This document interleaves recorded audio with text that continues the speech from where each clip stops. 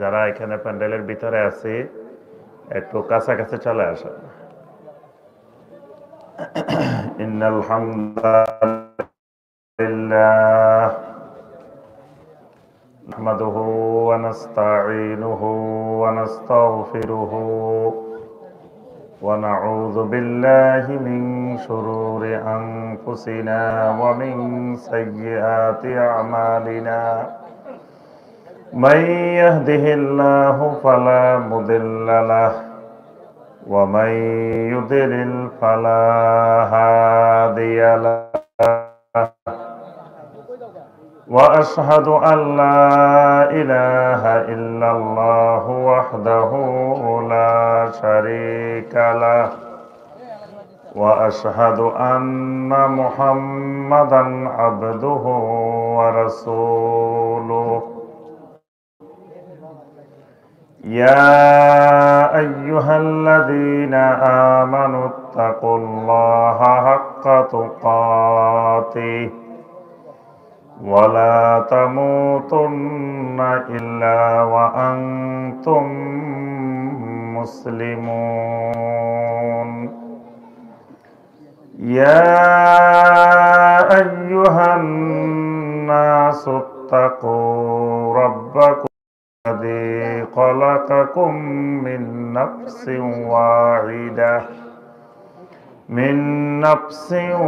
واحدة وخلق منها زوجها وبث منهما رجالا كثيرا ونساء واتقوا الله الذي تساءلون به والأرحام إن الله كان عليكم رقيبا يا أيها الذين آمنوا اتقوا الله وقولوا قولا سديدا يصلح لكم أعمالكم ويغفر لكم ذنوبكم ومن يطع الله ورسوله فقد فاز فوزا عظيما أما بعد فإن خير الحديث كتاب الله وخير الهدي هدي محمد صلى الله عليه وسلم وشر الأمور محدثاتها وكل محدثة بدعة وكل بدعة ضلالة وكل ضلالة في النار اللهم صل على محمد وعلى آل محمد كما صليت على إبراهيم وعلى آل إبراهيم إنك حميد مجيد اللهم بارك على محمد وعلى آل محمد كما باركت على إبراهيم وعلى آل إبراهيم إنك حميد مجيد কুমিল্লা জেলার মুরাদনগর উপজেলার অন্তর্গত এলখাল পূর্বপাড়া যুব সমাজের উদ্যোগে আয়োজিত আজকের এই ফজিলতময় বরকতময় তৃতীয় তাফসীরুল কোরআন মাহফিলের সম্মানিত সভাপতি, সম্মানিত উলামায়ে কেরাম, আইম্মায়ে মাসাজিদ, মুরব্বিয়ান এজাম, যুবক কিশোর শিশু ভাইয়েরা এবং পর্দার আড়ালের আমার সম্মানিতা মা এবং বোনেরা, আল্লাহ রব্বুল আলমিনের দরবারে কোটি কোটি শুকরিয়া যে মহান রব্বুল আলমিন আমাদেরকে আজকের এই দ্বীনি মজলিসে, জিকিরের মজলিসে দীর্ঘ সময় ধরে কোরআনে কারীম এবং হাদিসে নববী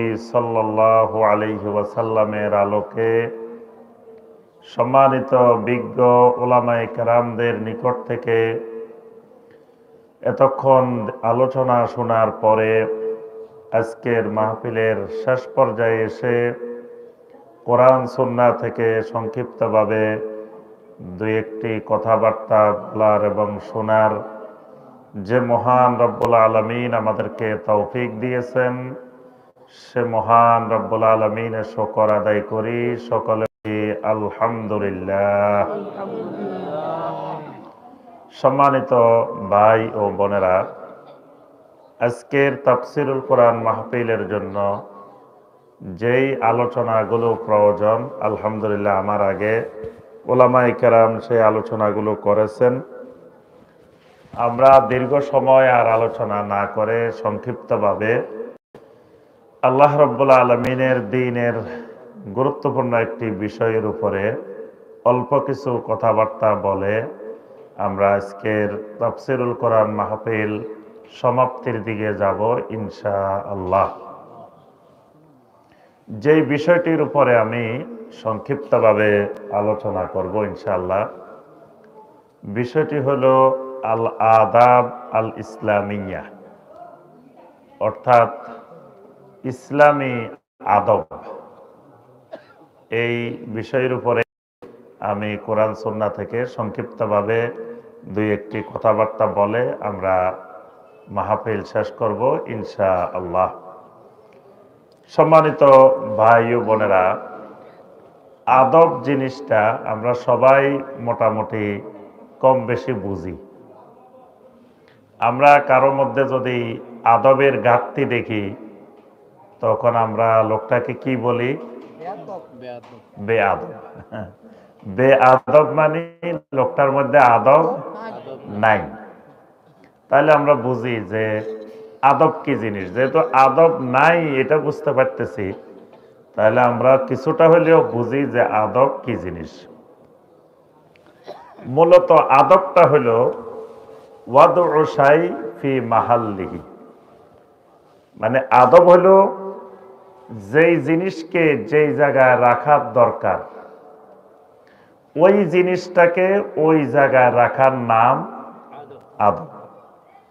যেই জিনিস যেই জায়গায় রাখার দরকার ওই জায়গায় না রেখে আরেক জায়গায় রাখার নাম বেআদব। কি বুঝে আসছে কথা? মানে যেই জিনিসটা যেখানে রাখা দরকার ওই জিনিসটাকে যদি আমি ওখানেই রাখি তো এটার নাম আদব, এটার নাম বা আদব। যেই জিনিস যেখানে রাখার দরকার সেখানে না রেখে আরেক জায়গায় রাখলে তখন সেটা বেআদব, আদবের খেলাফ। এই আদবটা ইসলামে খুবই গুরুত্বপূর্ণ একটি জিনিস। আল্লাহ রাসূল সাল্লাল্লাহু আলাইহি ওয়াসাল্লাম বলেন, আদাবানি রব্বি ফা আহসানা তা'দীবি। আদাবানি রব্বি, আমার রব আমাকে আদব শিক্ষা দিয়েছেন। খালি সাধারণ আদব নয়, ফা আহসানা তা'দীবি, আদবের মধ্যে সবচাইতে সুন্দর, সবচাইতে উত্তম আদবটা আমার রব আমাকে শিখাই দিয়েছেন। সুবহানাল্লাহ। এই জন্য আল্লাহ রাসূল সাল্লাল্লাহু আলাইহি ওয়াসাল্লামের চাইতে বড় আদবওয়ালা দুনিয়াতে আর আসেও নাই, কিয়ামত পর্যন্ত আর আসবেনও না। আল্লাহর জমিনে সবচাইতে বড় আদবওয়ালা এবং যিনি দুনিয়ার মানুষের আদবের শিক্ষক, তিনি হলেন মুহাম্মদুর রাসূলুল্লাহ সাল্লাল্লাহু আলাইহি ওয়াসাল্লাম। এই কারণে আল্লাহ রাব্বুল আলামিন সূরা আল কলমের 4 নম্বর আয়াতে কারিমায় আল্লাহ পাক বলছেন, ইন্নাকা লাআলা খুলুকিন আযীম।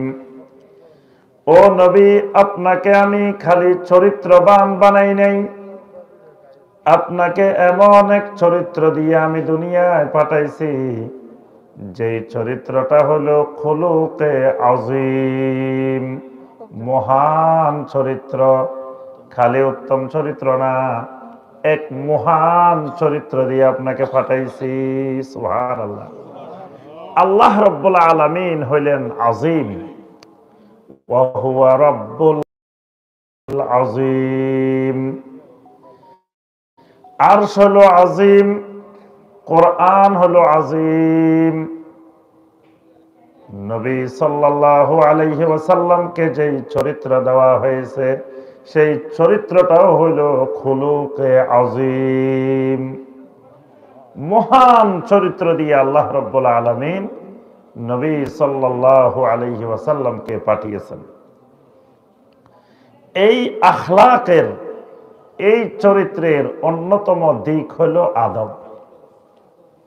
যার ভিতরে আদব আছে আমরা বলি যে এই লোকটা চরিত্রবান। যার ভিতরে আদব নাই আমরা বলি লোকটার চরিত্র ঠিক নেই। তাহলে এই আদব, এটা একজন মুসলিমের জন্য, ঈমানের জন্য খুবই গুরুত্বপূর্ণ একটি বিষয়। এই জন্য আমাদেরকে সবসময় আদবের দিকে খেয়াল রাখা দরকার। সর্বপ্রথম আমাকে আপনাকে আদবশীল হইতে হবে, আদব রক্ষা করতে হবে। যিনি আমার রব্বে কারীম, যিনি আমার খালেক, যিনি আমার মালিক, যিনি আমার একমাত্র রব, সে আল্লাহ রাব্বুল আলামিনের সাথে প্রথমে আমার আদব রক্ষা করা লাগবে। এক নম্বরে সবার আগে যার সাথে আমার আদব রক্ষা করতে হবে তিনি হলেন আমার রব। আল্লাহ রাব্বুল আলামিনের সাথে বান্দার আদব। আল্লাহ রাব্বুল আলামিন বান্দাকে সবচাইতে সুন্দর গড়ন দিয়ে আল্লাহ রাব্বুল আলামিন সৃষ্টি করেছেন। আমাকে আপনাকে বানাইছেন কে? আল্লাহ রাব্বুল আলামিন বলেন, বান্দা তোমাকে শুধু আমি বানাই নাই, ইয়া আইয়ুহাল ইনসান মা গাররাকা বিরাব্বিকাল কারীম আল্লাযী খালাকাকা ফাসাওয়াকা ফাআদালাক ফি আইয়ি সূরাতিন মা শাআ রাক্কাবাক। আল্লাহ রাব্বুল আলামিন বলেন, আমি তোমাকে সৃষ্টি করেছি, এরপরে তোমাকে আমি সুবিন্যস্ত করেছি। তোমার কোন জিনিসটা কোন জায়গায় দেওয়া দরকার, কোন জিনিসটা কোন জায়গায় দিলে তোমাকে সুন্দর দেখা যাবে, ওই জিনিসটাকে আমি ওই জায়গায় স্থাপন করেছি। তোমার চোখগুলা কোথায় দিলে সুন্দর দেখা যাবে, তোমার চোখ দুটাকে ওই জায়গায় দিয়েছি। তোমার কান দুটাকে কোন জায়গায় দিলে তোমাকে সুন্দর দেখা যাবে, তোমার কান দুটাকে সেই জায়গায় দিয়েছি। তোমার নাকটা কোন জায়গায় দিলে তোমাকে সুন্দর লাগবে, নাকটা সেই জায়গায় স্থাপন করেছি। তোমার কোন অঙ্গটা, কোন অংশটা কোন জায়গায় দিলে তোমার মধ্যে আহসানে তাকবীম হবে, ওই জায়গায় তোমাকে সেভাবে গঠন করেছি। আল্লাহ পাক সূরা ৩ এর মধ্যে বলছেন, লাকাদ খলাকনাল ইনসানা ফি আহসানি তাকবীম। আল্লাহ রাব্বুল আলামিন বলেন, বান্দা তোমার অনেক গড়ন দিয়েছি, যে গড়নটা হলো আহসান তাকবীম, সমস্ত সৃষ্টির মধ্যে সবচাইতে সুন্দর গড়নটা তোমাকে দিয়েছি। তাহলে আল্লাহ রব্বুল আলামিনের সাথে, রব্বে কারীমের সাথে বান্দার একটা ঘনিষ্ঠতম সম্পর্ক গড়ে উঠবে। সেই সম্পর্কটা গড়ে ওঠার মাধ্যম হলো আদাব। আল্লাহ রব্বুল আলামিনের সাথে বান্দা আদবের সাথে মুআমালাত করবে।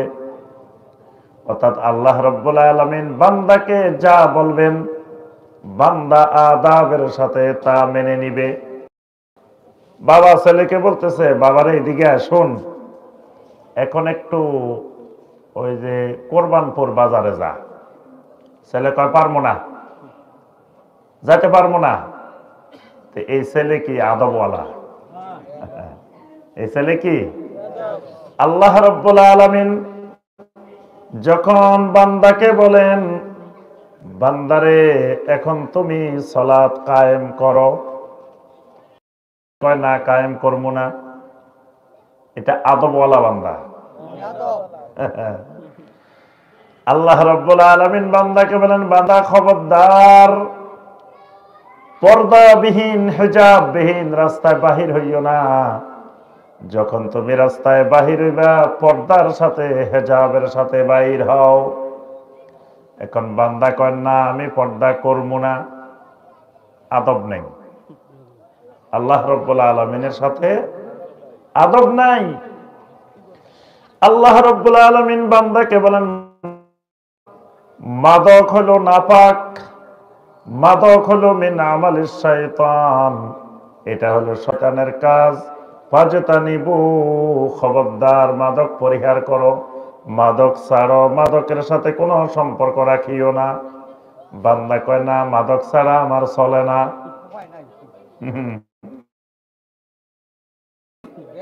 বেয়াদব বান্দা, রব্বুল আলামিনের আদেশ নিষেধ মানে না। আল্লাহ রাব্বুল আলামিনের সাথে আদব রক্ষা করে না।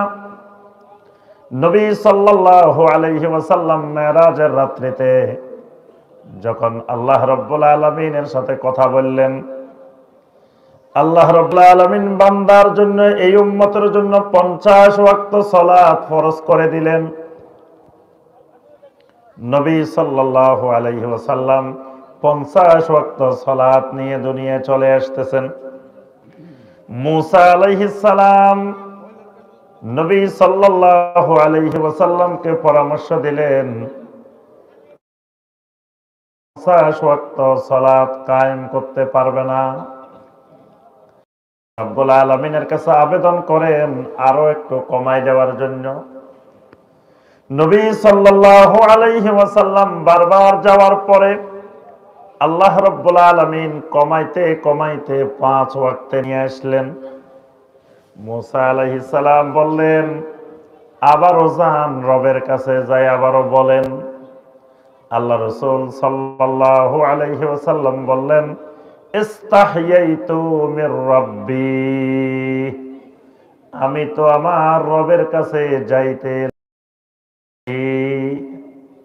আমি আমার রবের কাছে আরেকবার যাইতে আমার কাছে খুব লজ্জা লাগতেছে।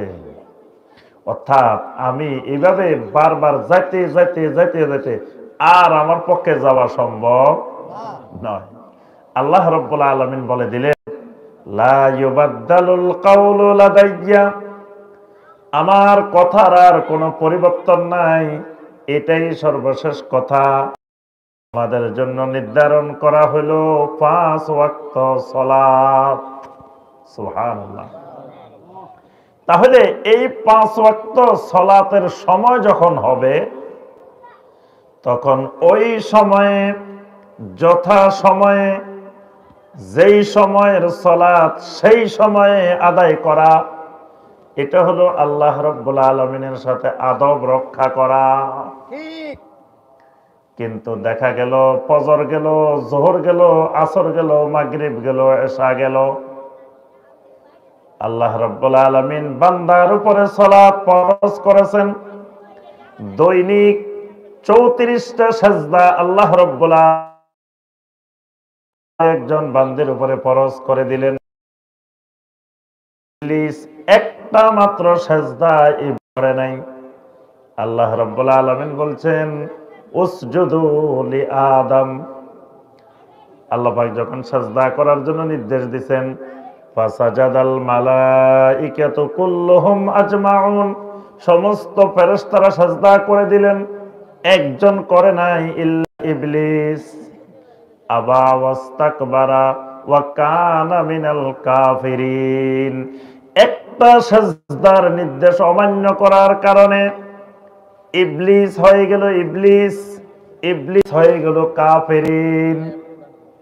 তাহলে একজন বান্দার উপরে, বান্দির উপরে দৈনিক 34টা সেজদা ফরজ করা হইল। একটার কারণে যদি ইবলিসের এই পরিণতি হয়, তো 34টা সেজদা যারা প্রতিদিন লঙ্ঘন করে তাদের পরিস্থিতি কি ভয়াবহ। একটু চিন্তা করলে বোঝা যায় যে একটা সেজদার কারণে ইবলিসের যদি এই অবস্থা হয়, তাহলে যারা ডেইলি 34টা সেজদা অমান্য করতেছে, তাহলে তাদের সাথে রবের অবস্থাটা কেমন হবে। তাহলে বোঝা গেল আল্লাহ রাব্বুল আলামিন যা করতে বলছেন এটা না করা, যথাসময়ে না করা, আল্লাহর সাথে আদব রক্ষা করা হচ্ছে না। আল্লাহ রাব্বুল আলামিন যা হারাম করছেন, নিষেধ করেছেন, ওই নিষেধ করা জিনিস থাকা, যেটা খাইতে মানা করছেন সেটা খাওয়া। সুদ খাইতে আল্লাহ পাক কি করছেন? নিষেধ করছেন। এখন কোন ব্যক্তি যদি সুদ খায়, এই লোকটা আল্লাহর সাথে আদব রক্ষা করতেছে। যদি কেউ ঘুষ খায়, আল্লাহর সাথে আদব রক্ষা করে নাই। আল্লাহ রাব্বুল আলামিন যা খাইতে নিষেধ করেছেন, যা করতে নিষেধ করেছেন, এটা করা হলো আল্লাহ রাব্বুল আলামিনের সাথে বেয়াদবি। আল্লাহর নির্দেশ অমান্য করাটাই হলো কি? বেয়াদবি। এই কারণে আল্লাহ রাব্বুল আলামিন সূরা আল আহজাবের 36 নম্বর আয়াতে কারিমায় ঘোষণা দেন, ওয়ামা কানা লিমুমিনিন ওয়ালা মুমিনাতিন ইযা আল্লাহু ওয়া রাসূলুহু আমরান আইয়াকুনা লাহুমুল খিয়ারাতু মিন আমরিহিম। আল্লাহ রাব্বুল আলামিন বলেন, কোন মুমিন পুরুষ, কোন মুমিন নারীর এই এখতিয়ার নাই। আল্লাহ রাব্বুল আলামিন তার রাসূল যদি কোনো ফয়সালা দিয়ে দেন, কোন সিদ্ধান্ত দিয়ে দেন, সেটা মানবে কি মানবে না, সেটা গ্রহণ করবে কি করবে না, এই এখতিয়ার আল্লাহ রাব্বুল আলামিন আল্লাহর কোন মুমিন বান্দাকেও দেন নাই, বান্দিকেও দেন নাই। আল্লাহ রাব্বুল আলামিনের আদেশ নিষেধ মানাটা আল্লাহ সুবহানাহু ওয়া তাআলার সাথে আদাব রক্ষা করা। আল্লাহ রাব্বুল আলামিন কুফরি করাকে পছন্দ করেন নাকি? মাশাআল্লাহ, আজকের স্টুডেন্ট খুব মেধাবী। তাহলে আল্লাহ রাব্বুল আলামিন কুফরিকে পছন্দ করেন না। কোরআনে কারিমে অনেক আয়াতে আল্লাহ পাক ঘোষণা দিবেন। সূরা আলে ইমরানের 32 নম্বর আয়াতে কারিমা, কুল আতিউল্লাহা ওয়ার রাসূল ইন তাওয়াল্লাউ ফাইন্নাল্লাহা লা ইউহিব্বুল কাফিরিন। আল্লাহ রাব্বুল আলামিন বলেন, ফাইন্নাল্লাহা লা ইউহিব্বুল কাফিরিন। আল্লাহ রাব্বুল আলামিন কাফেরকে পছন্দ করেন না, কুফরিকে পছন্দ করেন না। তাহলে আল্লাহর কোন বান্দা যদি কুফরি করে, আল্লাহ রাব্বুল আলামিনের শানে বেয়াদবি করলো। যে কোনো ধরনের কুফরি করা, এটা আল্লাহর সাথে আদব রক্ষা করা হলো না।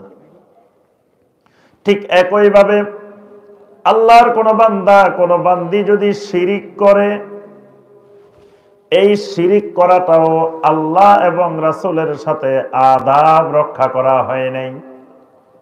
কারণ আল্লাহ রাব্বুল আলামিন শিরিককে সবচাইতে অপছন্দ করেন। আল্লাহ রাব্বুল আলামিনের তাওহীদকে নষ্ট করে দেয় শিরিক। এতক্ষণ পর্যন্ত আপনারা শিরিকের ব্যাপারে আলোচনা শুনছেন। ভয়াবহ কঠিন জিনিস হলো শিরিক। এই শিরিক ঈমানকে নষ্ট করে দেয়, আমলকে নষ্ট করে দেয়, জান্নাতকে হারাম করে দেয়।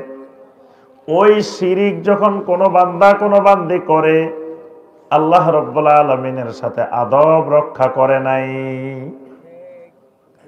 আল্লাহ সুবহানাহু ওয়া তাআলা আদব রক্ষা করতে হলে বান্দা কখনো শিরিকের সাথে জড়িত হইতে পারবে না। ঠিক একইভাবে বান্দা যদি বেদাত করে, ওই বেদাতকারীও আল্লাহ রাব্বুল আলামিনের শানে বেয়াদবি করে। আল্লাহ রাব্বুল আলামিন যেমন শিরিককে পছন্দ করেন না, তেমন বেদাতকেও পছন্দ করেন না।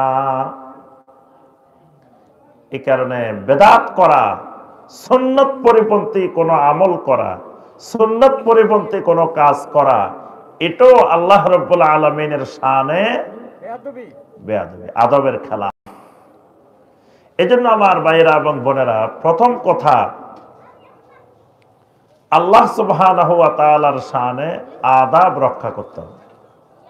এটা ঈমানদারের উপর ফরজ যে আল্লাহ রাব্বুল আলামিনের সাথে আদব রক্ষা করে চলা। ওসমান ইবনে আফফান রাদিয়াল্লাহু তাআলা আনহু একদিন নবী সাল্লাল্লাহু আলাইহি ওয়াসাল্লামের কাছে আসতেছিলেন। নবী সাল্লাল্লাহু আলাইহি ওয়াসাল্লাম বসা। এমন সময় নবী সাল্লাল্লাহু আলাইহি ওয়াসাল্লাম শরীরটা খোলা ছিল, আল্লাহ রাসূল আবার উপরে কাপড় দিয়ে দিলেন।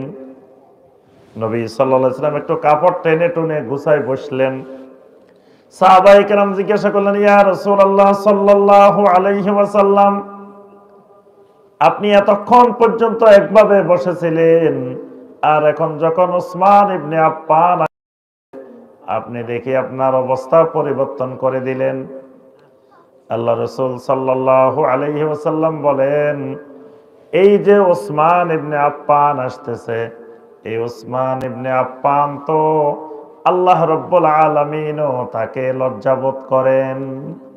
ওসমান ইবনে আফফান এমন একজন আদব রক্ষাকারী মানুষ, হায়া রক্ষাকারী মানুষ, যে আল্লাহ সুবহানাহু ওয়া তাআলাও আল্লাহর এই বান্দাকে হায়ার কারণে আল্লাহ তাকে মর্যাদা দান করেছেন। অর্থাৎ সবচেয়ে আল্লাহর সাথে হায়া রক্ষাকারী লোক হইল ওসমান ইবনে আফফান রাদিয়াল্লাহু তাআলা।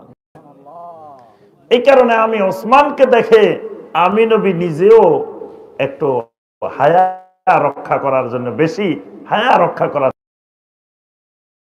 আল্লাহ রাব্বুল আলামিনের সাথে হায়া, এটা ঈমান। নবী সাল্লাল্লাহু আলাইহি ওয়াসাল্লাম বলেন, আল হায়াউ ফিল ঈমান ওয়াল ঈমানু ফিল জান্নাহ। লজ্জাশীলতা, হায়া, এটা হলো ঈমান, ঈমানের একটা গুরুত্বপূর্ণ অংশ। আর ঈমান ফিল জান্নাহ, ঈমান থাকলে ঈমান মানুষকে জান্নাতে নিয়ে যাবে। সুবহানাল্লাহ। চা দিয়ে জি।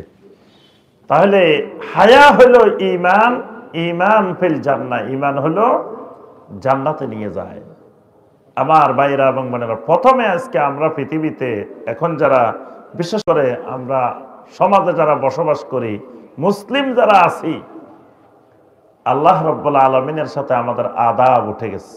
আল্লাহ রাব্বুল আলামিনের সাথে আমাদের আদব নাই। আল্লাহ সুবহানাহু ওয়া তাআলার সাথে আদব যদি থাকতো, তাহলে আল্লাহ রাব্বুল আলামিনের কোন নাফরমানি করা, আল্লাহর কোন আদেশ নিষেধ লঙ্ঘন করা, এটা আমাদের পক্ষে সম্ভবপর হইতো না। আল্লাহ রাব্বুল আলামিনের পরে আদব রক্ষা করতে হবে নবী সাল্লাল্লাহু আলাইহি ওয়াসাল্লামের প্রতি। নবী সাল্লাল্লাহু আলাইহি ওয়াসাল্লামের প্রতি আদব রক্ষা করাটাও ফরজ। আল্লাহ রাসূলের প্রতি আদব, তাজিম, এটাও উম্মতের উপরে ফরজ। নবী সাল্লাল্লাহু আলাইহি ওয়াসাল্লামের প্রতি আদব নাই, এই ব্যক্তির ঈমান নাই। নবী সাল্লাল্লাহু আলাইহি ওয়াসাল্লামের প্রতি আদব আছে, এই লোকটার ঈমান আছে। ঈমানের সাথে নবী সাল্লাল্লাহু আলাইহি ওয়াসাল্লামের প্রতি আদব, এটা অঙ্গাঙ্গিভাবে জড়িত। নবী সাল্লাল্লাহু আলাইহি ওয়াসাল্লামের প্রতি আদব রক্ষা না করলে আপনার আমার ঈমান চলে যাবে, আমল নষ্ট হয়ে যাবে। দূর দূরান্ত থেকে কয়েকজন ব্যক্তি আসছেন নবী সাল্লাল্লাহু আলাইহি ওয়াসাল্লামের কাছে। তারা মনে করলেন আমরা অনেক দূরের থেকে আসছি, আবার তাড়াতাড়ি চলে যাওয়া দরকার। তো নবী সাল্লাল্লাহু আলাইহি ওয়াসাল্লাম দুপুরে খাওয়া দাওয়ার পরে একটু কায়লুলা করতে গেছেন, বিশ্রাম নিতে গেছেন। এই মানুষগুলা নবী সাল্লাল্লাহু আলাইহি ওয়াসাল্লামের হুজরার বাহিরের থেকে ডাকাডাকি শুরু করে দিছে, চিৎকার শুরু করে দিছে, ইয়া মুহাম্মদ আখরিজ ইলাইনা, ইয়া মুহাম্মদ আখরিজ ইলাইনা।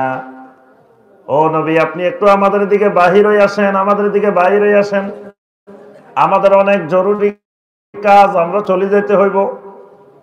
আল্লাহ রাসূল সাল্লাল্লাহু আলাইহি ওয়াসাল্লামকে একটু বিশ্রাম নিতেও দিচ্ছে না। নবী সাল্লাল্লাহু আলাইহি ওয়াসাল্লাম এদের চিৎকারে, এদের আওয়াজে নবী সাল্লাল্লাহু আলাইহি ওয়াসাল্লাম বাহিরে আসলেন, আসি এদের সাথে কথা বললেন। এই যে নবী সাল্লাল্লাহু আলাইহি ওয়াসাল্লামকে কষ্ট দিল, নবী সাল্লাল্লাহু আলাইহি ওয়াসাল্লামকে বিশ্রাম নিতে দেয় নাই, এটা কিন্তু নবী সাল্লাল্লাহু আলাইহি ওয়াসাল্লাম কিছু বলেন নাই। কিন্তু আল্লাহ রাব্বুল আলামিন আয়াতে কারিমা নাযিল করে বলে দিলেন, ইন্নাল্লাযীনা ইউনাদুনাকা মিন ওয়ারাইল হুজুরাতি আকসারুহুম লা ইয়াকিলুন। আল্লাহ রাব্বুল আলামিন বলে দিলেন, যেই মানুষগুলো আমার নবীকে হুজরার পিছনের থেকে ডাকাডাকি করে, আকসারুহুম লা ইয়াকিলুন, এদের অধিকাংশই হলো আকল নাই, বেয়াক্কল। আল্লাহ বলেন এই মানুষগুলোর আকল নাই, এই মানুষগুলো আমার নবীকে বিশ্রাম নিতে দিচ্ছে না। আমার নবীকে একটু দুপুরে একটু বিশ্রাম নিবে, সারাদিন ক্লান্ত, অনেক কাজ, একের পর এক কাজ, সেখানে আমার নবীর শানে এরা বেয়াদবি করছে। এই জন্য আল্লাহ পাক এদেরকে বলছেন আকসারুহুম লা ইয়াকিলুন, আকলবিহীন। আল্লাহ রাব্বুল আলামিন বলেন, যদি এই মানুষগুলো আমার নবীর জন্য অপেক্ষা করত, যদি তারা অপেক্ষা করে বসে থাকতো, লাকানা খায়রাল লাহুম, এটা তাদের জন্য অনেক অনেক বেশি কল্যাণকর হইতো। সুবহানাল্লাহ। তাহলে নবীর শানে একটু আদবের লঙ্ঘন হয়েছে, আল্লাহ রাব্বুল আলামিন সাথে সাথে ধমক দিয়ে দিবেন। আল্লাহ রাব্বুল আলামিন আল্লাহ রাসূলের কথার উপরে আওয়াজ জোরে হয়েছে। আল্লাহ সুবহানাহু ওয়া তাআলা আয়াতে কারিমা নাযিল করে বলে দিবেন, ইয়া আইয়ুহাল্লাযীনা আমানু লা তারফাউ আসওয়াতাকুম ফাওকা সাওতিন নবী। খবরদার ঈমানদারেরা, আমার নবীর আওয়াজের উপরে যেন তোমাদের আওয়াজ উঁচু না হয়। যদি উঁচু হয়, আন তাহবাতা আমালুকুম ওয়া আনতুম লা তাশউরুন, যদি আমার নবীর কণ্ঠের উপরে, আওয়াজের উপরে, তোমার আওয়াজ উপরে যায়, তোমার সমস্ত আমল নষ্ট হয়ে যাবে, তুমি টেরও পাইবা না। আমার নবীর আওয়াজের চাইতে তোমাদের কারো গলার আওয়াজ উঁচু হইতে পারবে না। এটা আমার নবীর শানে বেয়াদবি। এই হুকুম আজও বিদ্যমান, কিয়ামত পর্যন্ত বিদ্যমান। নবী সাল্লাল্লাহু আলাইহি ওয়াসাল্লামের আওয়াজের উপরে, কণ্ঠের উপরে অন্য কারো কণ্ঠ উঁচু হওয়া যাবে না। এর অর্থ হলো নবী সাল্লাল্লাহু আলাইহি ওয়াসাল্লামের জবান দিয়ে, এই কণ্ঠ দিয়ে হাদিসগুলা বাইর হইছে, কোরআনে কারীম বাইর হইছে। কোরআনে কারীমটা সর্বপ্রথম নবী সাল্লাল্লাহু আলাইহি ওয়াসাল্লামের কণ্ঠ থেকে আমরা শুনছি। নবী সাল্লাল্লাহু আলাইহি সাল্লাম আমাদেরকে তেলাওয়াত করে করে শোনাইছেন। তাহলে এটা নবীর আওয়াজ, কোরআনের আওয়াজ, কোরআনটাও আল্লাহর কালাম, কিন্তু নবীর আওয়াজে বের হয়েছে। যতগুলো সহিহ হাদিস আছে আমাদের সামনে, এই হাদিসগুলো নবী সাল্লাল্লাহু আলাইহি ওয়াসাল্লামের কণ্ঠ থেকে বের হয়েছে। আজকে যদি কোনো ব্যক্তি কোরআনের উপরে কণ্ঠ উঁচু করে, নবী সাল্লাল্লাহু আলাইহি ওয়াসাল্লামের হাদিসের উপরে যদি গলা উঁচু করে, অর্থাৎ হাদিসের উপরে কথা বলে, কোরআনের উপরে কথা বলে, এটাও আল্লাহ এবং তার রাসূলের শানে বেয়াদবি। এটাও বেয়াদবি। কিয়ামত পর্যন্ত নবী সাল্লাল্লাহু আলাইহি ওয়াসাল্লামের কোন হাদিসের উপরে কেউ যদি কথা বলে, আল্লাহ রাসূল এটা বলছে, সে কয় না এটা হবে না, এটা হবে, এটা নবী সাল্লাল্লাহু আলাইহি ওয়াসাল্লামের শানে বেয়াদবি, আদব রক্ষা করা হয় নাই। আল্লাহ রাসূল সাল্লাল্লাহু আলাইহি ওয়াসাল্লামের হাদিসের হেফাজতকারীদের জন্য নবী সাল্লাল্লাহু আলাইহি ওয়াসাল্লাম দোয়া করছেন। আল্লাহ রাসূল সাল্লাল্লাহু আলাইহি ওয়াসাল্লাম বলেন, নাদ্দারাল্লাহু ইমরাআন সামিআ মিন্না শাইয়ান ফাবাল্লাগা মা সামিআহু ফারুব্বা সামিইন আও আলাহু মিন মুবাল্লিগিন। নবী সাল্লাল্লাহু আলাইহি ওয়াসাল্লাম বলেন, ওই ব্যক্তির চেহারাটাকে আল্লাহ রাব্বুল আলামিন সুশোভিত করে দিন, ওই চেহারাটাকে সুন্দর করে দিন, যেই ব্যক্তি আমার কোন হাদিস শুনলো, শোনার পরে এটাকে সংরক্ষণ করলো, আরেকজনের কাছে হুবহু পৌঁছাই দিল। অনেক সময় যার কাছে পৌঁছানো হয় সে ওই হাদিসের বেশি রক্ষণাবেক্ষণকারী হয়ে যায়। তাহলে নবীর আওয়াজ আজও পৃথিবীতে বিদ্যমান।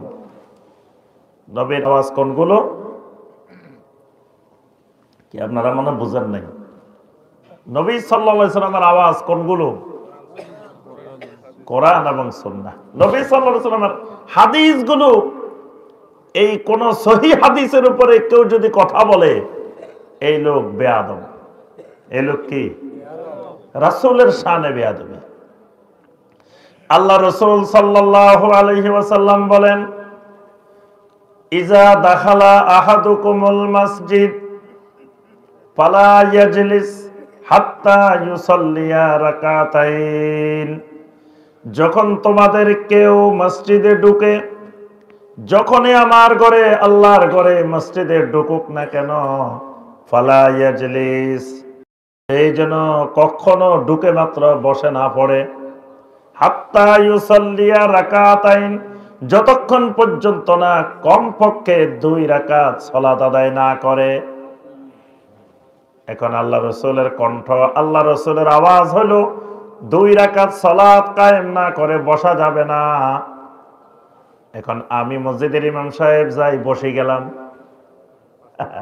আমি কই না 2 রাকাত পড়ার দরকার নাই, বসে পড়েন, বসে পড়েন, এই বসেন, সবাই বসেন। এটা রাসূলের আওয়াজের চাইতে আমার আওয়াজ উঁচু হয়ে গেছে। রাসূলের হাদিসের উপরে আমার কথা বড় হয়ে গেছে, উঁচু হয়ে গেছে। এটা আমার রাসূলের শানে বেআদবি, আদবের খেলাফ। আব্দুল্লাহ ইবনে আব্বাস রাদিয়াল্লাহু তাআলা আনহুমা একটা হাদিস বললেন, ক্বালা রাসূলুল্লাহ সাল্লাল্লাহু আলাইহি ওয়াসাল্লাম, আমার রাসূল এরকম বলছেন। একজন আসে কয়, ক্বালা আবু বকর হাকাযা, আপনি যে কইলেন আল্লাহ রাসূল এরকম বলছে, আমাদেরকে তো আবু বকর এরকম বলছে। আরেকজন আসে কয়, ক্বালা ওমর হাকাযা, আমাদেরকে তো ওমর এরকম বলছে।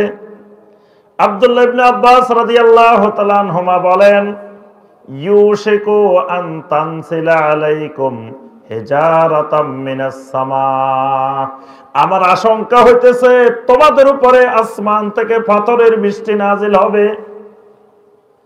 কারণ আমি ইবনে আব্বাস বললাম তোমাদেরকে ক্বালা রাসূলুল্লাহ সাল্লাল্লাহু আলাইহি ওয়াসাল্লাম, আর তোমরা আসি আমারে শোনাও ক্বালা আবু বকর হাকাযা, ক্বালা ওমর হাকাযা। এখন আল্লাহ রাসূল সাল্লাল্লাহু আলাইহি ওয়াসাল্লামের কোন সহিহ হাদিস পাওয়ার পরে কেউ যদি কয় না না আমাদের অমুক মুফতি সাহেব বলছে এটা, অমুক মুহাদ্দিস সাহেব বলছে এটা, অমুক শাইখুল হাদিস বলছে এটা, অমুক ইমাম বলছে এটা, তাহলে বোঝা গেল আল্লাহ রসুলের কথার চাইতে ওই ইমামের কথার দাম বেড়ে গেছে।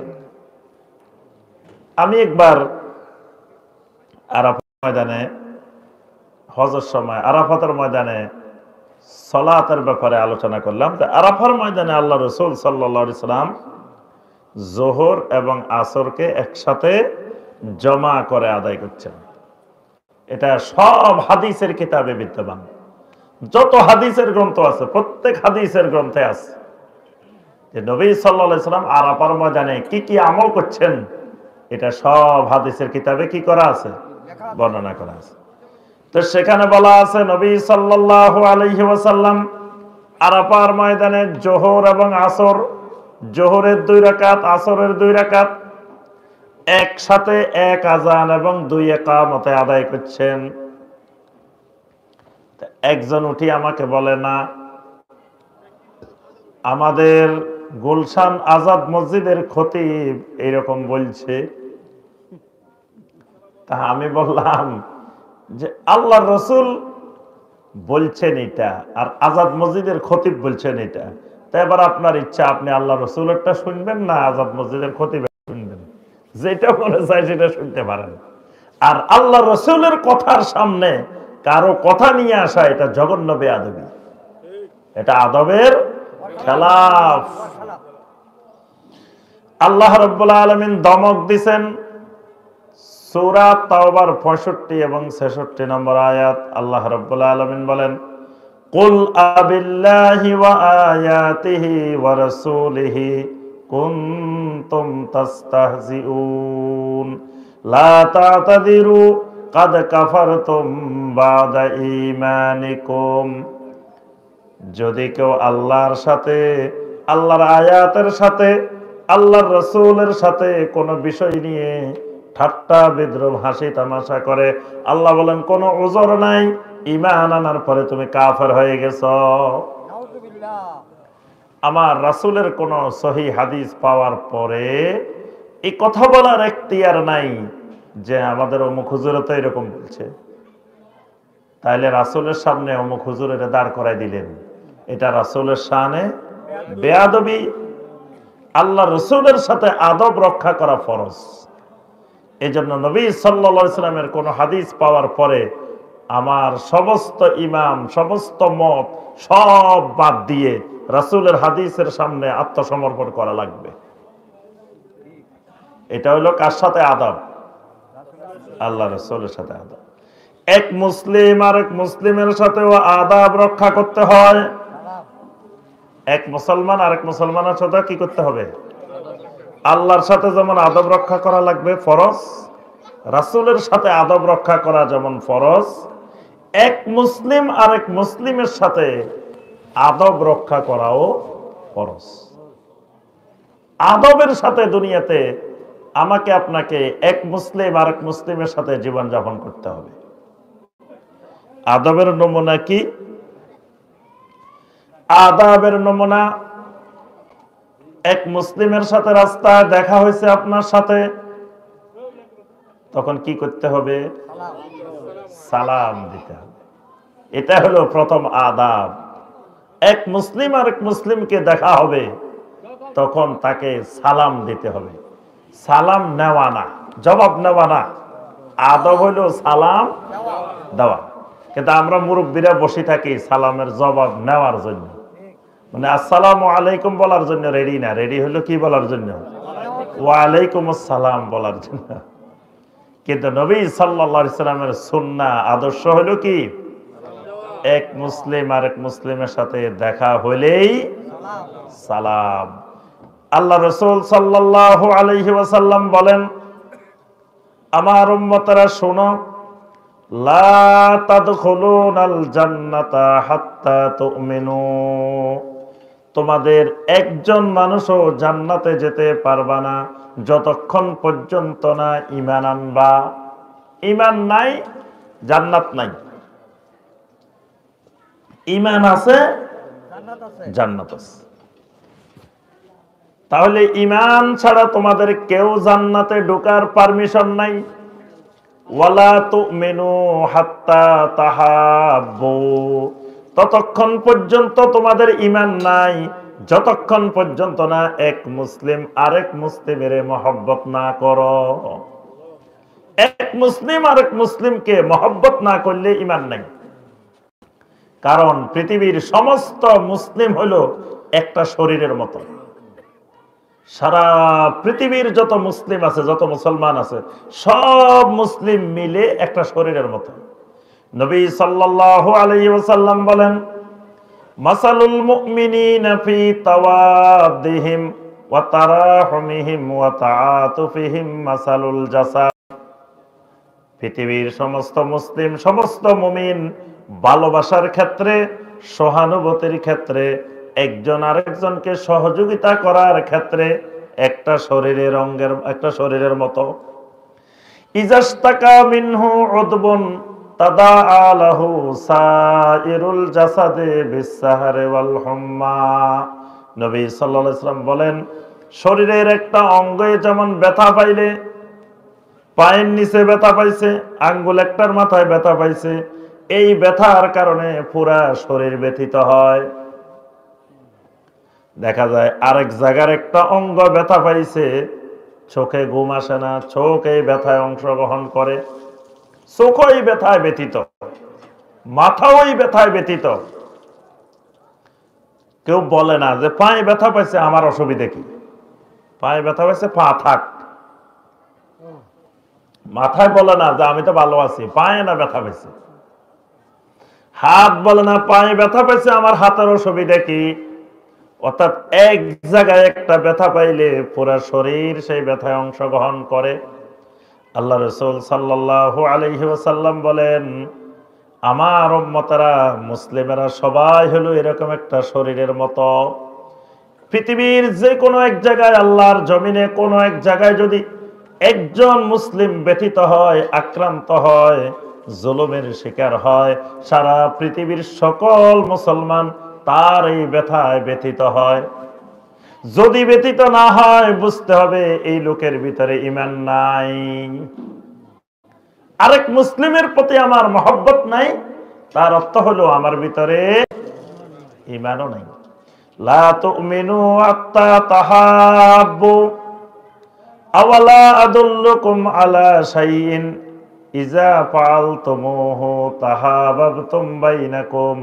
নবী সাল্লাল্লাহু আলাইহি ওয়াসাল্লাম বলেন, আমি কি তোমাদেরকে এমন একটা জিনিস শিখাই দিব না, দেখাই দিব না, যেটা করলে তোমাদের মধ্যে মহব্বত বেড়ে যাইব, ভালোবাসা বেড়ে যাইব? সেটা হলো আফশুস সালামা বাইনাকুম। যখন তোমাদের একজন আরেকজনের সাথে দেখা হবে, বেশি বেশি করে সালামের প্রচার প্রসার করো। সুবহানাল্লাহ। এটা হলো এক মুসলিম আরেক মুসলিমের প্রতি আদব, আদব রক্ষা করা। দেখা হবে, সালাম দেওয়া হবে। নবী সাল্লাল্লাহু আলাইহি ওয়াসাল্লাম তার স্ত্রীদেরকে সালাম দিতেন। স্ত্রীরা সালাম দিব, রাসূল জবাব দিবেন, এই আশায় বসি থাকেন না। আল্লাহ রাসূল আগে সালাম দিতেন, ছেলে মেয়েদেরকে আগে সালাম দিতেন, সাহাবীদেরকে নবী সাল্লাল্লাহু আলাইহি ওয়াসাল্লাম আগে সালাম দিতেন, এবং শিশুদেরকেও নবী সাল্লাল্লাহু আলাইহি ওয়াসাল্লাম আগে সালাম দিতেন। তাহলে আগে সালাম দেওয়া এটা নবী সাল্লাল্লাহু আলাইহি ওয়াসাল্লামের আদর্শ, সুন্নাত। আর এই সুন্নতের যত প্রচার প্রসার হবে, তত মুসলিমের মধ্যে মহব্বত বৃদ্ধি পাবে। আজকে দেখবেন সালাম কমে গেছে, সালাম দেয় না। রাস্তাঘাটে হাঁটলে আগে যেরকম সালাম শোনা যেত, একজন আরেকজনকে সালাম দিত, এখন কিন্তু সালাম অনেক কমে গেছে। সালাম দেওয়ার আগে একজন আরেকজনের টুপির দিকে দেখে, আমার টুপি আর ওনার টুপি মিল আছে কিনা। যদি মিল থাকে তাহলে সালাম দেওয়া যাবে। যদি টুপিয়ে টুপিয়ে মিল না থাকে, জুব্বায় জুব্বায়, পাঞ্জাবিয়ে পাঞ্জাবিয়ে মিল না থাকে, তাহলে আর সালাম দেওয়ার সুযোগ নেই। দেখবেন টুপির দিকে তাকায় তাকায় সালাম দেয়, টুপির ডিজাইনে মিলছে, বাস আপনাকে সালাম দেওয়া যাবে। টুপির ডিজাইনে মিলে নাই, সালাম নাই। এক সাহাবী এসে বলেন, ইয়া রাসূলুল্লাহ সাল্লাল্লাহু আলাইহি ওয়াসাল্লাম, আইয়ুল ইসলামে খায়রুন, ইসলামের মধ্যে কোন জিনিসটা সবচাইতে কল্যাণকর, সবচাইতে উত্তম? নবী সাল্লাল্লাহু আলাইহি ওয়াসাল্লাম বলেন, তুতিমুত তুআম, তুমি খালি মানুষকে খাওয়াইবা। ইসলামের মধ্যে উত্তম হলো মানুষকে কি করা? খাওয়ানি, খালি খাওয়াইবা। ধনী গরিব কিছু দেখার দরকার নেই, খালি খাওয়াইতে থাকো, যাকে পাও তাকে খাওয়াও, এটা ইসলামের শিক্ষা। আরেকটা হলো তাকরিউস সালাম আলা মান ওয়ামাল্লাম তারিফ, তুমি যাকে চিনো আর যাকে না চিনো উভয়কে খালি পাইলেই, মুসলিম পাইলেই সালাম দাও, পাইলেই খালি সালাম দাও। চিনি চিনি মুখ চিনি চিনি টুপি দেখি দেখি সালাম দেওয়া না। তুমি বুঝতে পারতেছো উনি মুসলিম ইমানদার, তো ইমানদার পাইলে দেখলেই তোমার কাজ হলো উনি আমার দলের কি দলের না, এটা মূল বিষয় না। ওনার টুপি আমার টুপি, ওনার তরিকায় আমার তরিকায় মিল আছে কিনা, এটা মূল বিষয় না। উনি একজন কালেমাওয়ালা মুসলিম, একজন ইমানদার, আমি চিনি উনি মুসলমান, আমার কাজ হলো দেখা হলে সালাম দেওয়া। দেখবেন এই সালাম মানুষের অন্তর থেকে হিংসা বিদ্বেষ দূর করে দেয়। কোন লোক যদি আপনাকে পছন্দ না করে, ভিতরে হিংসা করে, আপনি খালি দেখলেই সালাম দিবেন, দেখলেই সালাম দিবেন, দেখবেন এর হিংসা দূর হয়ে যাবে, হিংসা চলে যাব। এরপরে এই সালাম মানুষের পরস্পরে মহব্বত সৃষ্টি করে, সংযোগ স্থাপন করে। এই সালামের আরো অনেক অনেক উপকারিতা আছে। আল্লাহ রাসূল সাল্লাল্লাহু আলাইহি ওয়াসাল্লাম এই সালামের প্রচার প্রসার প্রচলনের প্রতি উম্মতকে বেশি গুরুত্ব দিয়েছেন, এবং জান্নাতের ভিতরেও একজন আরেকজনের সাথে দেখা হবে, আর একজন আরেকজনকে শুধু সালাম দিবে। সুবহানাল্লাহ। মসজিদে ঢুকবেন, কি দোয়া পড়ে ঢুকবেন বলেন তো দেখি? মসজিদে কি দোয়া পড়েন আপনারা? না, এর আগে আরো দোয়া আছে। বিসমিল্লাহ ওয়াসসালাতু ওয়াসসালামু আলা রাসূলিল্লাহ, আল্লাহুম্মা ইফতাহ লি আবওয়াবা রাহমাতিক, আল্লাহুম্মা ইগফির লি যুনুবি, আউযু বিল্লাহিল আযীম ওয়া বিওয়াজহিল কারীম ওয়া সুলতানিহিল কাদীম মিনাশ শাইতানির রাজীম। এটা হলো মসজিদে ঢোকার দোয়া। এই মসজিদে ঢোকার দোয়ার মধ্যে ওয়াসসালাতু ওয়াসসালামু আলা রাসূলিল্লাহ, আল্লাহ রাসূল সাল্লাল্লাহু আলাইহি ওয়াসাল্লামের উপরে দরুদ এবং সালাম দিয়ে মসজিদে ঢোকা। তাহলে নবী সাল্লাল্লাহু আলাইহি ওয়াসাল্লামকে সালাম দিয়ে কি ঢুকতে হয়? মসজিদে ঢুকতে হয়। আবার যখন মসজিদ থেকে বের হইবেন তখনও সালাম, বের হওয়ার সময়ও বিসমিল্লাহ ওয়াসসালাতু ওয়াসসালামু আলা রাসূলিল্লাহ, আল্লাহুম্মা ইন্নী আসআলুকা মিন ফাদলিক, অথবা আল্লাহুম্মা ইফতাহ লি আবওয়াবা ফাদলিক। তাহলে ঢুকতেও সালাম, বাহিরেতেও। আবার মসজিদের ভিতরেও শতবার সালাত শেষ হবে। প্রত্যেক সালাতের শেষে আসসালামু আলাইকুম ওয়া রাহমাতুল্লাহ, আসসালামু আলাইকুম ওয়া রাহমাতুল্লাহ। পুরা মসজিদের ভিতরে শুধু সালাম আর সালাম, সালাম আর সালাম। যত ইমানদার মসজিদে ঢুকছে সব ইমানদার কি দিল? খালি সালাম আর সালাম, সালাম আর সালাম। পুরা মসজিদটা সালাম আর নিরাপত্তা শান্তিতে। সুবহানাল্লাহ। ঘরে ঢুকবেন, যতবার ঘরে ঢুকবেন প্রতিবারে ঘরে ঢোকার সময় সালাম। ঘরে ঢোকার সময় ঘরে যারা আছে এদেরকে কি করতে হবে? সালাম দিয়ে ঢুকতে হবে। ঘরে যদি মানুষ না থাকে তবুও সালাম দিতে হবে, কারণ ইমানদারের ঘরের ভিতরে মানুষ না থাকলেও আল্লাহর রহমতের ফেরেশতারা আছেন। রহমতের ফেরেশতা দিয়ে ঘর ভরপুর, ফেরেশতাদেরকেও সালাম দিতে হবে। এখন ঘরের ভিতরে কি খালি ফেরেশতা থাকে, শয়তান থাকে না? যে থাকে। শয়তানও তার দলবল নিয়ে ঘরে ঢুকে, সুন্দর করে আরামে। প্রথমে শয়তান ঢুকে পুরা ঘরে একটা সুন্দর করে ছক সাজাইনে, যতগুলা রুম আছে প্রত্যেক রুমে রুমে ডিউটি ভাগ করে দেয়। সে তার অনুসারীদেরকে নিয়ে ঘরে ঢুকে দেখে ঘরে রুম কয়টা, কোনখান দিয়ে কি আছে না আছে, বাথরুম কয়টা। প্রত্যেক বাথরুমে সেট করে। এই জন্য বাথরুমে ঢোকার সময় কি পড়তে হয়? আল্লাহুম্মা ইন্নী আউযু বিকা মিনাল খুবুসি ওয়াল খাবায়েস। ওই বাথরুমের ভিতরে খুবুস আর খাবায়েস, পুরুষও থাকে মহিলাও থাকে। খুবুস হলো পুরুষ, খাবিসের বহুবচন খুবুস, আর খাবায়েস হলো মহিলা। তাহলে ওই বাথরুমের ভিতরে প্রথমে শয়তান সবগুলা বাথরুমে তার লোকজন সেট করে। এরপরে যতগুলা রুম আছে প্রত্যেক রুমে রুমে সেট করে, যেখানে যেখানে তার লোক দরকার ওই জায়গায় সে সেট করে ঘরে বসে রয়েছে।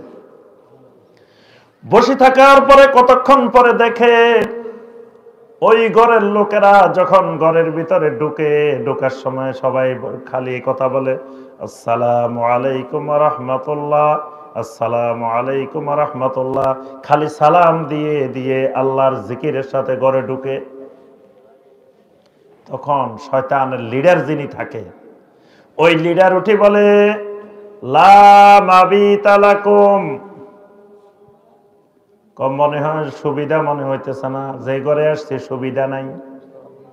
লা মাবিতা লাকুম, এই ঘরে মনে হয় রাত্রে থাকা যাবে না, এই ঘরে থাকা কষ্টদায়ক হয়ে যাইব, এই ঘরে সুবিধা হবে না।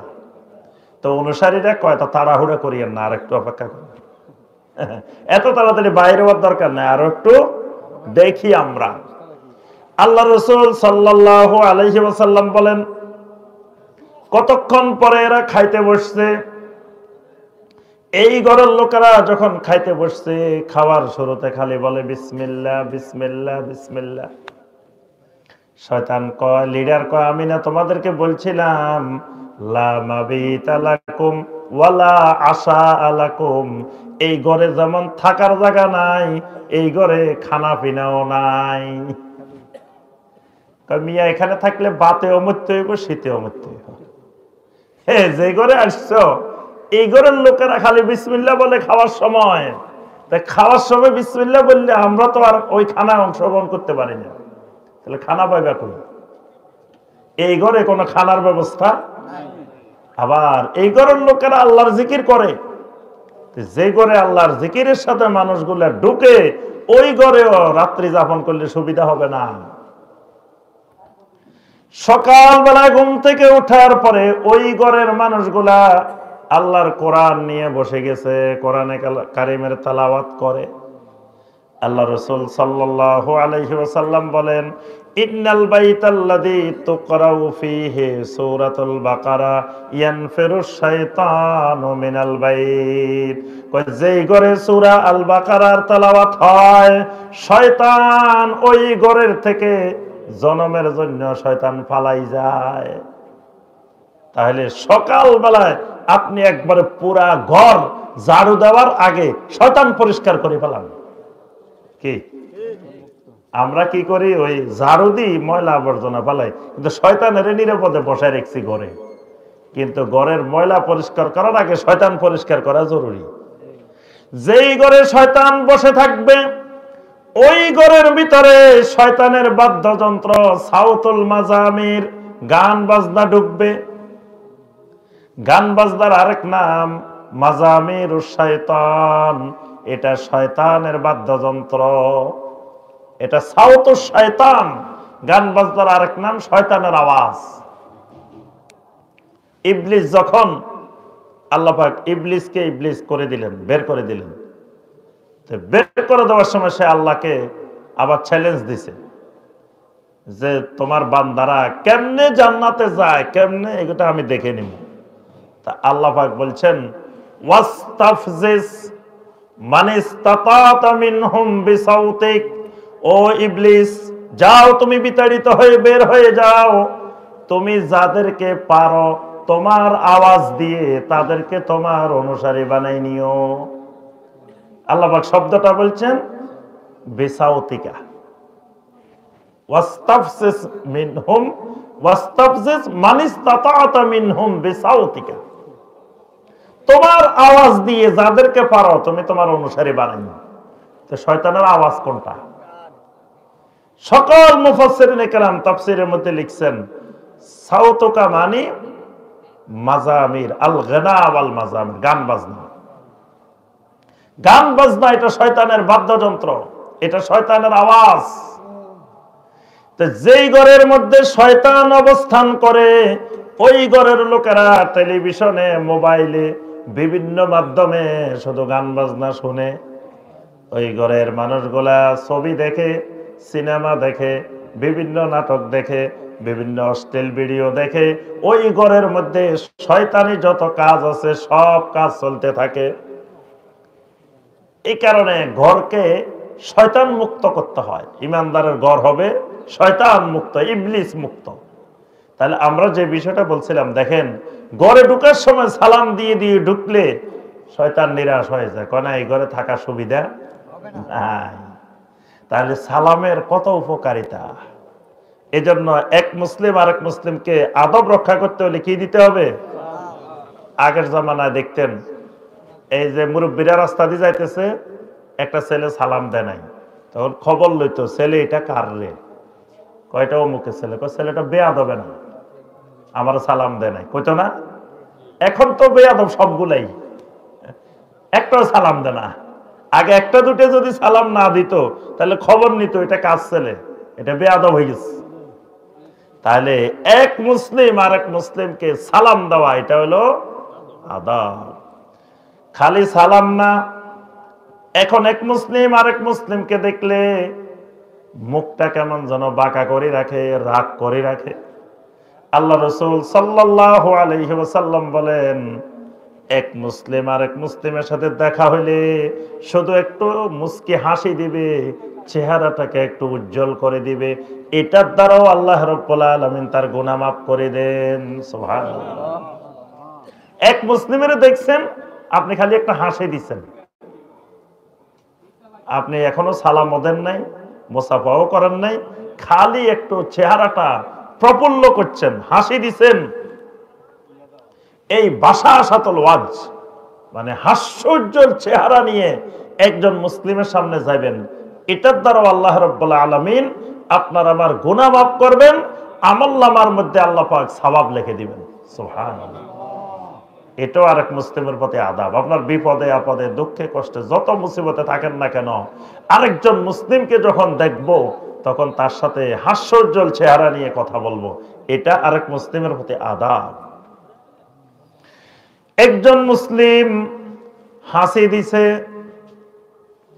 হাসি দিয়ে কি বলবে? আলহামদুলিল্লাহ বলবে। আমি শুনছি আমার এক ভাই হাসি দিয়ে আলহামদুলিল্লাহ বলছে, তখন আমি কি বলবো? ইয়ারহামুকাল্লাহ। এটা আমার ওই ভাইয়ের প্রতি আদাব। আমার ভাই বলছে আলহামদুলিল্লাহ, তার অর্থ কি? আমার ভাইয়ের কাছে আল্লাহর পক্ষ থেকে একটা নিয়ামত আসছে, ওই নিয়ামতের কারণে আলহামদুলিল্লাহ বলছে। কারণ হাসি যেটা, এটা নবী সাল্লাল্লাহু আলাইহি ওয়াসাল্লাম বলছেন হাসিটা আসে আল্লাহর পক্ষ থেকে, আর হাই আসে শয়তানের পক্ষ থেকে। হাই আসলে মানুষের শরীর ক্লান্ত হয়ে যায়, দেখবেন আস্তে আস্তে ঘুম আসে, আস্তে আস্তে অলসতা বাড়ে। আর হাসি আসা মানে শরীর সতেজ হইতেছে, ফ্রেশ হইতেছে। এই কারণে হাসি আসলে আল্লাহর শুকর আদায় করে আলহামদুলিল্লাহ। তা আমার ভাইকে আল্লাহ একটা নিয়ামত দিছে, আমি যখন শুনছি এবার আমি বলবো কি ইয়ারহামুকাল্লাহ। আমরা কিন্তু এই দোয়া করি না। আমি কই আরে হেরে নিয়ামতটা না দিয়ে আমারে দিত এত ভালো ছিল, হেরে কেন আল্লাহ দিয়ে দিল? আমার অন্তরে হিংসা জমি যায়। বাঙালি দেখবেন একজন আরেকজনের জন্য দোয়া করে না, দোয়া করলে হে যদি আমার উপরে উঠি যায়, এই জন্য দোয়াও করে না, দোয়ার ক্ষেত্রে কৃপণতা করে, বখালি করে। এই জন্য একজন ভাইয়ের প্রতি আরেকজন ভাইয়ের আদব হলো যখন হাসি দিবে আলহামদুলিল্লাহ বলবে, তখন আমরা বলবো কি ইয়ারহামুকাল্লাহ। এরপরে যখন কোন ভাইয়ের খবর আসলো অমুক ভাইয়ের একটা ছেলে হয়েছে, অমুক ভাইয়ের একটা মেয়ে হয়েছে, আমাদেরকে আসে বললো ভাই দোয়া করিয়েন আমার একটা ছেলে হয়েছে, তো কি কইবেন আপনারা? খালি আলহামদুলিল্লাহ। আল্লাহ রাসূল সাল্লাল্লাহু আলাইহি ওয়াসাল্লাম একটা দোয়া শিখেছে, এই দোয়াটা অনেকে পারে না, অনেকে না, লাখের মধ্যে একজনও পারে না। নবী সাল্লাল্লাহু আলাইহি ওয়াসাল্লামের শেখানো দোয়া, যখন কোন মুসলিম তোমার কোন ভাইয়ের ছেলে হইব মেয়ে হইব তোমার কাছে খবর আসবো, তখন দোয়াটা হবে জাআলাহুল্লাহু মুবারাকান আলাইকা ওয়া আলা উম্মতে মুহাম্মাদিন সাল্লাল্লাহু আলাইহি ওয়াসাল্লাম। এটা হলো আদাব, তার জন্য দোয়া করা, আল্লাহ যেন এই সন্তানটাকে তোমার উপরে বরকতময় করে দেন এবং পুরা উম্মতে মুহাম্মদী সাল্লাল্লাহু আলাইহি ওয়াসাল্লামের জন্য যেন বরকতময় করে দেন। এটা হলো দোয়া। কারো ছেলে হইলে মেলে আমরা কই ও মিষ্টি খাওয়াইবা কবে? ছেলে হয়েছে মেয়ে হয়েছে, দোয়া হইল জাআলাহুল্লাহু মুবারাকান আলাইকা ওয়া আলা উম্মতে মুহাম্মাদিন সাল্লাল্লাহু আলাইহি ওয়াসাল্লাম। কোন ইমানদারের বিয়ে হয়েছে, কোন মুমিন মুসলিমের বিয়ে শাদী হয়েছে, আদাব হইল তার জন্য দোয়া করা। কি দোয়া বলেন দেখি? নবদম্পতির জন্য কি দোয়া করবেন? বারাকাল্লাহু লাকা ওয়া বারাকা আলাইকা ওয়া জামা বাইনাকুমা ফি খায়র। এটা হলো আদাব, যে আমার একজন ভাইয়ের একজন বোনের বিয়ে হয়েছে, তাদের জন্য দোয়া বারাকাল্লাহু লাকা ওয়া বারাকা আলাইকা ওয়া জামা বাইনাকুমা ফি খায়র। এই যে এক মুসলিম আরেক মুসলিমের জন্য এই দোয়াগুলো, এগুলোর মাধ্যমে কি হয়? মহব্বত বাড়ে। এক মুসলিম মারা গেছেন, খবর আসলো অমুক ভাই মারা গেছেন, অমুক ভাইয়ের জানাজায় হাজির হওয়া, এটা আদাব। ইমাম বুখারী রাহিমাহুল্লাহ আলাদা করে আদবের উপরে একটা হাদিসের কিতাব সংকলন করছেন, আল আদাবুল মুফরাদ। নাম শুনছেন? আল আদাবুল মুফরাদ। এই হাদিসের ঘরে ঘরে রাখবেন, প্রত্যেক ঘরে ঘরে ইমাম বুখারী রাহিমাহুল্লাহর আল আদাবুল মুফরাদ। এইখানে আদবের যত হাদিস আছে, যত বিষয় আছে, সব হাদিসগুলো ইমাম বুখারী রাহিমাহুল্লাহ একত্রিত করছেন। তো একটা আদব হলো আমার কোন মুসলিম ভাই মারা গেছেন, খবর পাইলে জানাজায় চলে যাওয়া। মান শাহিদাল জানাজা, আল্লাহ রাসূল সাল্লাল্লাহু আলাইহি ওয়াসাল্লাম বলেন, যে ব্যক্তি কোন মুসলিম ভাইয়ের জানাজায় হাজির হয়েছে, ফালাহু কিরাতুন, আল্লাহ পাক তাকে এক কিরাত পরিমাণ সওয়াব দেন। সুবহানাল্লাহ। এরপরে জানাজার পরে দাফন কাফনে অংশগ্রহণ করে, আল্লাহ পাক তাকে 2 কিরাত পরিমাণ সওয়াব দেন। সাহাবায়ে কেরাম জিজ্ঞাসা করলেন, ওয়ামা কিরাতান ইয়া রাসূলুল্লাহ সাল্লাল্লাহু আলাইহি ওয়াসাল্লাম, কিরাত আবার কি? নবী সাল্লাল্লাহু আলাইহি ওয়াসাল্লাম বলেন, কিরাত মানে হলো বিশাল বিশাল পাহাড়ের মতো, কোন কোন রাওয়ায়াতে আসছে উহুদ পাহাড়ের মতো। সুবহানাল্লাহ। তাহলে এই আদাব হলো মারা গেলে কি করা?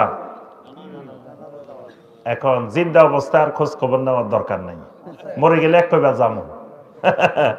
অসুস্থ ঘরে শুয়ে রয়েছে, মানুষ এই সময় যায় না, কয় এই সময় গেলে আবার কি না কি লাগে, কত চিকিৎসা চলেন না, কবে টাকা দেন বা কোনো একটা সমস্যা, এই সময় যায় না বেশি, মরি যাক তারপরে এক কইবা যাবো। জিন্দা অবস্থায় দেখবেন অনেক লোক আছে মা বাপের চিকিৎসা করে না, মরে গেছে, গরু 10টা জবাই করে খানা দিছে, তো তুমি ওই 10টা গরু জবাই করে খানা না দি ওই টাকাটা বাপের চিকিৎসা করতে আগে। কি বলেন? এজন্য এক লোকে নাকি বলছে, কয় আমি মরে গেলে তো খানা দিবি, তা আমি তো খাইতে পারবো না, সবাই খাইবো কিন্তু আমার খানা আমি খাইতে, আমি জীবিত থাকতে দিয়ে দে, আমি সব খাই যাই, আমার খানা আমি খাই যাই, সবাই খাইবো আমি খাইতে পারবো না আমার খানা। মারা গেলে মৃত ব্যক্তি কেন্দ্রিক খানা ব্যবস্থা করা কি বেদাত, এটা জায়েজ নাই, এটা মুসলিমের কালচার না।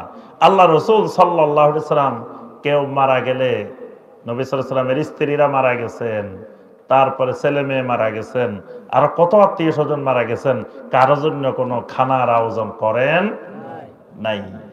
তাহলে জীবিত অবস্থায় অসুস্থ হলে খোঁজ খবর নেওয়া এটাও আদব। কি অবস্থা তার খোঁজ খবর নেওয়া, আত্মীয়তার সম্পর্ক রক্ষা করা, সবসময় খোঁজ খবর নেওয়া, অসুস্থ হলে তার সেবা শুশ্রূষা করা এটাও আদব। আব্বা আম্মার সাথে আদব, আব্বা আম্মার সাথে কি আদব। প্রথম খরচটা আব্বা আম্মার জন্য করা এটা আদব।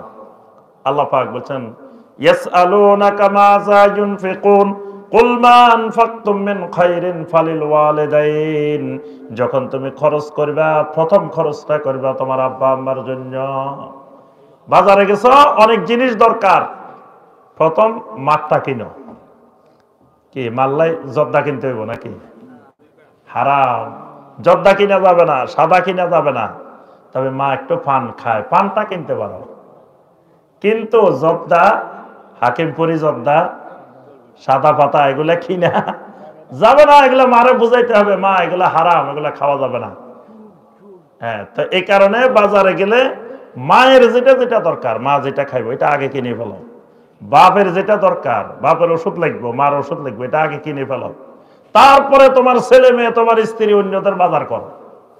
প্রথম খরচ ঈদের সময়, প্রথম খরচ মা বাবার। মা বাবার জন্য ঈদে কি কি লাগবে এটা আগে করে ফেলো। এটা হলো আব্বা আম্মার প্রতি আদব। আব্বা আম্মারে অনেক মহব্বত করে, এমনি আব্বা আম্মার চিকিৎসা লাগবো, টাকা পয়সা খরচ করে না। ওই যে ওই গল্পের মতো, মাথা রুটি নিয়ে কান্নাকাটি করতেছে, আহারে কুকুরটা মরে যাইতেছে, খানা পাইতেছে না। তো সবাইকে রুটি একটা দিয়ে দাও না। কানতে তো টাকা লাগে না, রুটি দিলে তো টাকা চলে যাইব। এখন মা বাবারও যদি মহব্বতে করি, তাহলে আমার মা বাবার যা যা দরকার সেগুলোর ব্যবস্থাপনা করা, এটা আব্বা আম্মার সাথে আদব। প্রতিবেশীর সাথে আদব। আমার যত প্রতিবেশী আছে সবার একটা হক আছে, অধিকার আছে। প্রতিবেশীকে কষ্ট দেওয়া যাবে না, প্রতিবেশীকে সম্মান করতে হবে, এগুলো প্রতিবেশীর আদব। এরপরে আমার আত্মীয় স্বজনের প্রতি আদব আছে। এরপরে বড়দের প্রতি আদব আছে, মুরব্বীদের প্রতি। ইন্না মিন আজলালিল্লাহি ইকরামুশ শাইবিল মুসলিম। মুরব্বী বৃদ্ধ মুসলমানকে সম্মান করা, এটা আল্লাহ রাব্বুল আলামিনকে সম্মান করার নামান্তর। ইজলালুল্লাহ, আল্লাহর প্রতি তাজিম করার মতো মুরব্বীদেরকে সম্মান করা। এজন্য মুরব্বীদেরকে সম্মান করা ফরজ। নবী সাল্লাল্লাহু আলাইহি ওয়াসাল্লাম বলেছেন, মাল্লাম ইয়ারহাম সগীরানা ওয়ালাম ইউআক্কির কাবীরানা ফালাইসা মিন্না। বড়দেরকে সম্মান করে না, ছোটদেরকে স্নেহ করে না, এই লোক আমার উম্মতের অন্তর্ভুক্ত নয়। আমার সম্মানিত ভাই ও বোনেরা, তো আমাদেরকে সবসময় এই আদবগুলোর দিকে খেয়াল রাখতে হবে। আজকে আমাদের সংক্ষিপ্ত আলোচনায় আমরা আদবের বিষয়গুলো, এগুলো বিস্তারিত আলোচনা, সংক্ষেপে আমরা পয়েন্টগুলো বলছি। আল্লাহর সাথে আদব, আল্লাহ রসুল সাল্লাল্লাহু আলাইহি ওয়াসাল্লামের সাথে আদব, এক মুসলিম আরেক মুসলিমের সাথে আদব, পরিবারের মা বাবা, সন্তান সন্ততি, ছেলে মেয়ে সবার সাথে আদব। এই একজন মুমিন মানে তিনি একজন আদবওয়ালা মানুষ। আর মুশরিক, কুফফার, গুনাহগার এরাই হলো বেআদব, মানে এরা আদব রক্ষা করে না। আল্লাহ রাব্বুল আলামিন আমাদের সবাইকে পরিপূর্ণ আদাব রক্ষা করার তৌফিক দান করুন। আল্লাহ রাব্বুল আলামিন আজকের এই তাফসীরুল কোরআন মাহফিলকে কবুল ও মঞ্জুর করে নিন। প্রথম থেকে শুরু করে এই পর্যন্ত যা আলোচনা হয়েছে, আল্লাহ পাক আমাদেরকে আমল করার তৌফিক দান করুন। আল্লাহ রাব্বুল আলামিন এই এলাকাবাসীকে কবুল ও মঞ্জুর করে নিন। এই এলাকার উপর আল্লাহ পাক রহমত নাজিল করুন। এই এলাকাকে আল্লাহ পাক শিরিক মুক্ত, কুফর মুক্ত, বেদাত মুক্ত এলাকা হিসেবে কবুল ও মঞ্জুর করে নিন। এই এলাকার প্রত্যেক ভাইকে মহব্বতের সাথে, ভালোবাসার সাথে জীবনযাপন করার তৌফিক দান করুন। আল্লাহ রাব্বুল আলামিন দুনিয়া যতদিন আমাদেরকে বাঁচিয়ে রাখেন, ইসলামের উপরে বেঁচে থাকার তৌফিক দিন। দুনিয়া থেকে বিদায় নেওয়ার সময় আল্লাহ পাক আমাদেরকে ঈমানের সাথে বিদায় নেওয়ার তৌফিক দান করুন। মাহফিল শেষ করার সুন্নত পদ্ধতি হলো কাফফারাতুল মাজলিসের দোয়ার মাধ্যমে শেষ করা। আমরা যারা কাফফারাতুল মাজলিসের দোয়া পারি না, আমার সাথে পড়বো। আর প্রোগ্রামের পরে আমরা উঠে যাব না, আপনাদের জন্য কিছু সামান্য আপ্যায়নের ব্যবস্থা আছে, আপনারা ইনশাল্লাহ আপ্যায়ন গ্রহণ করবেন। আর যারা আমার বই নিতে চান, এখানে আমার 14টা বই আছে, গুরুত্বপূর্ণ বিভিন্ন বিষয়ের উপরে বইগুলো আছে, এখান থেকে সংগ্রহ করতে পারবেন ইনশাআল্লাহ। আল্লাহ পাক আমাদেরকে তৌফিক দিন। তো কাফফারাতুল মাজলিসের দোয়াটা আমরা পড়ে নিই। সুবহানাকা আল্লাহুম্মা ওয়া বিহামদিকা আশহাদু আল্লা ইলাহা ইল্লা আনতা আস্তাগফিরুকা ওয়া আতুবু ইলাইক। আসসালামু আলাইকুম ওয়া রাহমাতুল্লাহি ওয়া বারাকাতুহু।